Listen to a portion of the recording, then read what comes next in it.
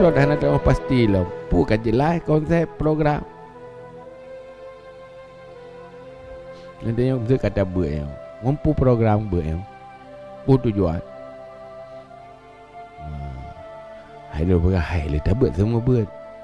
Semua buat pu. Pu tujuan dari semua buat yang. Pu tujuan dari buat yang berjelas.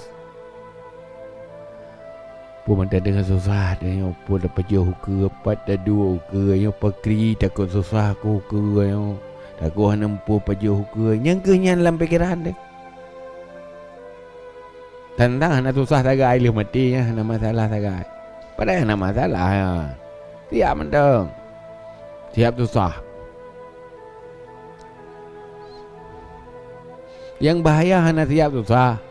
Kan susah bahaya hana siap susah. Menyukai siap susah pada dah bahaya lah. Susah-susah aja. Biasa aja kan. Cuma bancara bekna masalah yang je ke masalah akhirat tak. Selama susahnya persoalan dunia hanya ke problem bagi akhirat. Nah masalah. Selesai masalah. Dunia yang sebenarnya sih hana masalah yang dunia. Ya bebut dah. Bagaimanapun dia bebut dah hana masalah. Pajanmu masalah, punya tak pun masalah tak kan. Cibek pun masalah, hana masalah tak pun. Kan? So yang pun masalahnya hati. Hati pun masalah mek-mek habis yang pergi mana pergi ni. Iya tengok hana pun masalah le, selesai.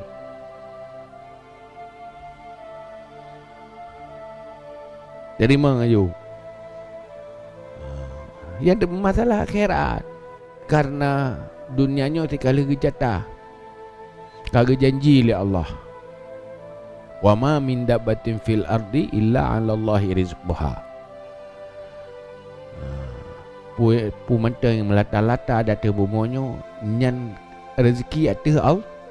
Ada habis rezeki, mati ju. Saya habis jatah. Mati ju. Munyo menteng udipnya menteng jetah. Beta fikir dah ya. Tapi fikir yang tak you menda. You dalam dunianya beramalnya itu mikir. Kepada semikir tak kau dengung.